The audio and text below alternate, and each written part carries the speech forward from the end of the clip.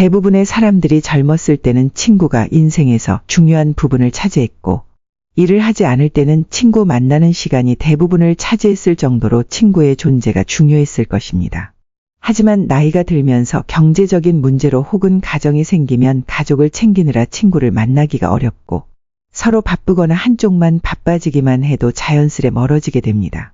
어렸을 때 젊었을 때는 친했던 친구라도 중장년이 되고 나서부터는 만나면 뭔가 불편함, 어색함, 지루함이 느껴지는 상대일수록 급속하게 멀어지다가 자연스레 관계가 끊기게 되는 경우 또한 많습니다. 그러다 보면 내 주위에 점점 친구가 사라지고 가족들과 지내는 시간 혹은 혼자 있는 시간이 많아지게 됩니다. 하지만 이렇게 나이가 들수록 주변에 친구가 없어지는 것은 당연한 것입니다. 세월이 흐르면서 주변의 사람들이 없어져 가는 것이 자연의 이치인 것이죠.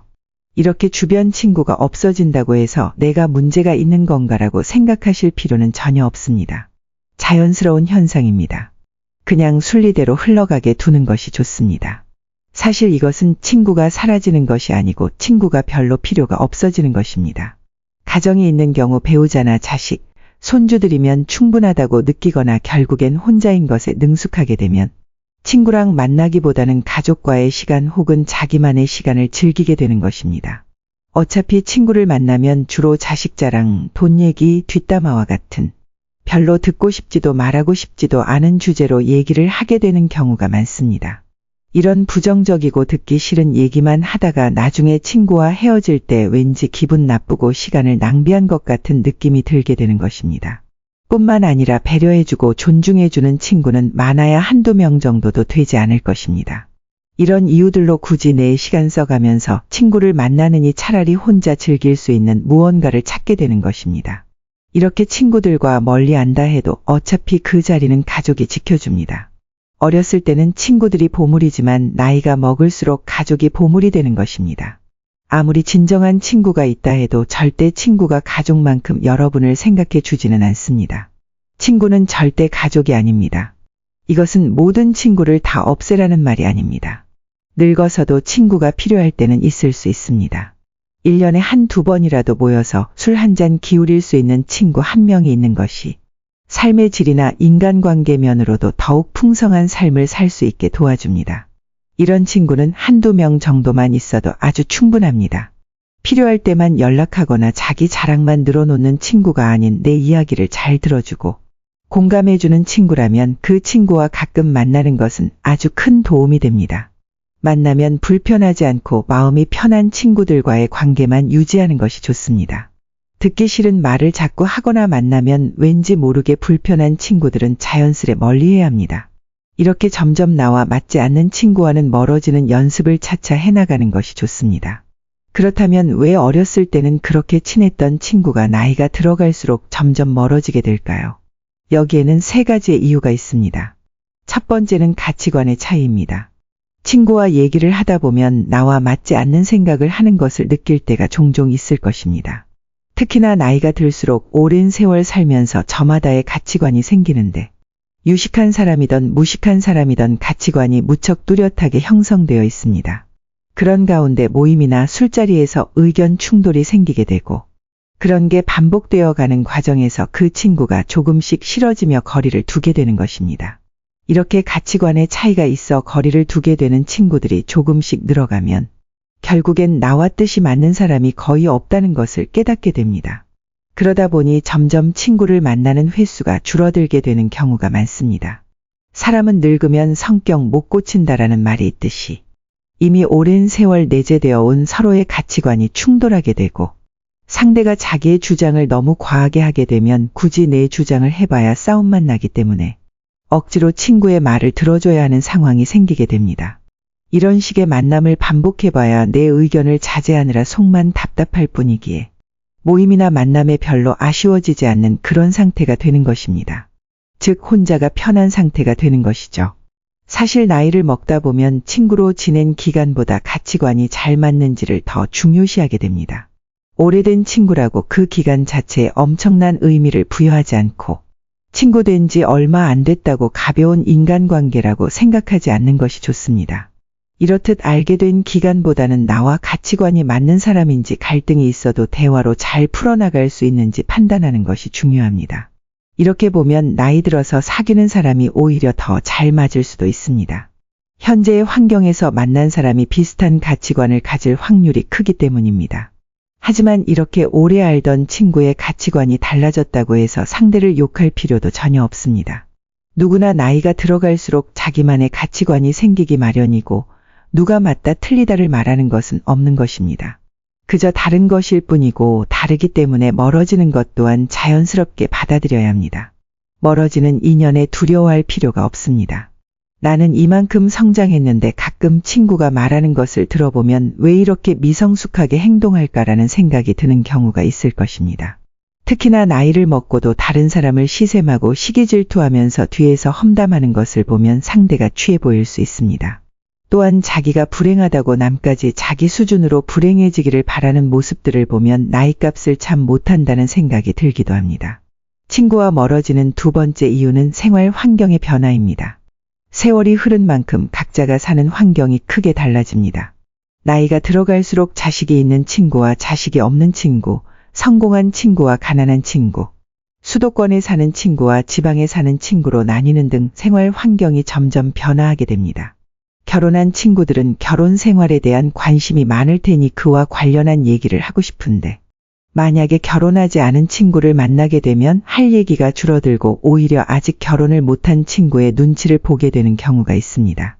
또한 경제적으로 성공한 사람도 마찬가지로 가난한 친구를 만났을 때 괜히 상처가 되지 않을까 눈치를 보게 되고 서로가 가지고 있는 지식들도 다를 것이기 때문에 대화하기가 쉽지 않게 됩니다. 이렇듯 공통된 관심사가 달라지면 어렸을 때와는 다르게 대화할 거리가 많이 줄어들게 됩니다. 그리고 사는 곳이 서로 멀게 되면 자연스럽게 몸이 멀어지고 몸이 멀어지면 마음도 멀어지게 됩니다. 뿐만 아니라 만약 나는 이제 건강을 생각해 술을 끊고 등산이나 자전거 등 취미생활을 하는데 친구는 운동도 안 하고 술만 마시자고 하게 되면 자연스럽게 관계가 멀어지게 되는 것입니다. 이렇듯 가정의 유무, 경제적 차이, 사는 위치, 각자 가지고 있는 취미 등이 다르면 관계가 오래가지 않게 됩니다. 세상이 변하면 친구의 개념도 변하게 됩니다. 내가 좋아하는 것을 하면서 그곳에서 만난 사람들과 관심 있는 부분의 정보와 관심사를 나누며 하루하루를 보내는 일이 더욱 값진 것입니다. 이 모든 것은 자연스럽게 받아들이는 것이 좋습니다. 세 번째는 시간과 돈입니다. 일을 하고 아이들을 돌보고 내가 좋아하는 것들을 하면서 사는데도 시간이 빠듯합니다. 친구를 만나는 것이 더 좋다면 친구를 만나겠지만 대개 나이가 들수록 친구들과의 대화는 지루해지거나 언성이 높아지게 되는 경우가 많습니다. 그러니 나이가 들어갈수록 굳이 내 시간을 친구 만나는 것에 쓰지 않으려는 사람이 많아지는 것입니다. 나이가 들어가니 다른 사람에게 배려라는 이름으로 맞춰주면서 만나는 많은 모임들이 어느 날부터인가 그 피곤해지는 것을 느끼는 분들이 있을 것입니다. 이런 만남을 하나 둘 자르고 그 시간을 나를 위해 쓰는 것이 더 행복해지는 방법입니다. 돈의 경우에도 마찬가지입니다.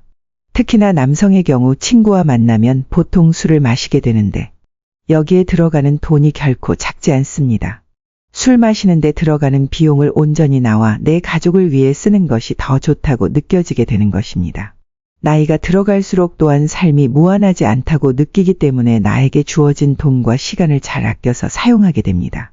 이 소중한 자원들을 별로 즐겁지 않은 친구들과의 만남을 위해 쓰려고 하지 않게 되는 것입니다.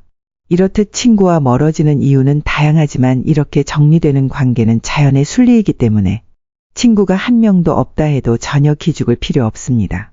오히려 이 시간을 내가 하고 싶었던 취미를 하는데 사용하고 혼자서도 잘 지내는 방법을 터득한다면 쓸데없는 인간관계에서 오는 스트레스로부터 멀어질 수 있습니다. 사실 친구에 대한 의견들은 분분합니다. 친구가 있어야 한다는 사람도 있고 필요 없다는 사람도 있지만 다 맞는 얘기입니다. 혼자 노는 법을 터득하지 못한 사람들은 늘 외로움을 느껴 친구를 찾지만 혼자서도 잘 즐기는 방법을 터득한 사람은 친구나 가족이 없어도 씩씩하고 행복하게 하루하루를 잘 지냅니다. 이렇게 고독을 즐길 줄 모르는 사람은 대개 나를 위한 삶이 아닌 남을 위한 삶을 살았을 가능성이 높습니다. 하지만 인생은 그리 길지 않습니다. 이제는 나를 위한 삶을 살아야 합니다. 나를 위한 삶을 살기 위해서는 나를 기죽이고 나를 불편하게 하는 사람들과의 관계를 먼저 정리해야 합니다. 이렇게 정리해 나가다 보면 자연스레 결국에는 많아야 한 2명의 친구만 남게 됩니다. 물론 친구가 아예 없을 수도 있고요. 하지만 이것은 오히려 축복입니다. 좀 더 나다운 삶을 살 수 있는 기회입니다. 주변에 휘둘리지 않고 소신껏 인생을 살아가는 것이 좋은 방향입니다. 인연 따라 만났다 헤어지는 것이 바로 친구입니다. 우리는 친구가 없이도 행복하게 사는 법을 배워야 합니다. 친구 없이도 소소한 일상에서 행복을 느끼며 열심히 살아가는 것이 중요합니다. 그렇다면 이렇게 나이 들어도 혼자 잘 사는 사람들은 어떤 공통점이 있을까요? 첫째로 이들은 남의 눈치를 보지 않습니다. 사실 남은 그렇게까지 나에게 관심을 갖지 않습니다. 혼자 지낸다고 해서 당신을 문제 있는 사람이라고 여기지도 않습니다. 그러니 괜한 걱정에서 벗어나 남의 눈치 보지 말고 내 인생을 살아가야 합니다. 2번째는 고민을 오래 하지 않는 것입니다. 혼자서도 잘 사는 사람들은 대개 고민을 오래 하는 것이 별로 좋지 않아서 고민을 짧기만 합니다.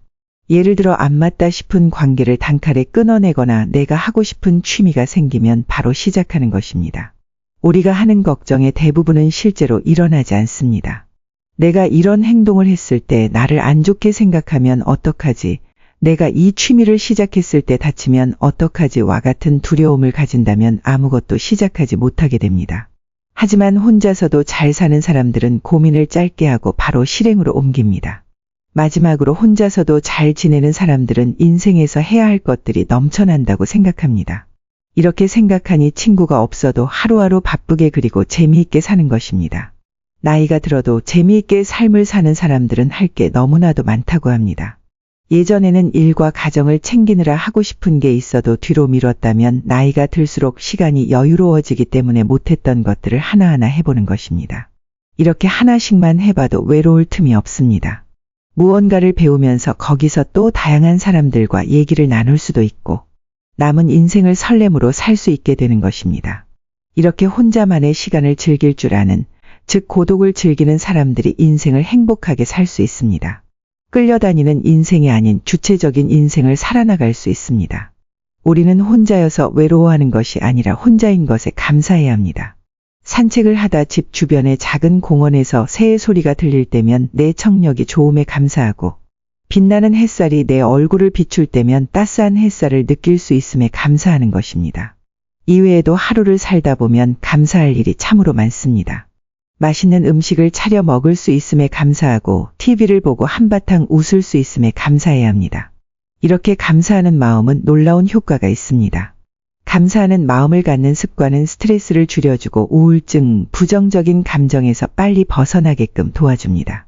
감사하는 마음을 습관으로 만들면 잠도 더 잘 오고 피로감이 낮아짐은 물론 심장 질환의 위험이 줄어든다는 연구 결과도 있습니다.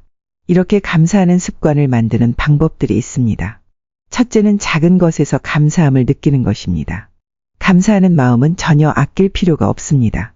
오늘 날씨가 화창한 것에 감사하고 내가 생각했던 것보다 음식이 맛있게 된 것에 감사해야 하는 등의 사소한 것들에 감사하는 일들을 찾으면 좋습니다.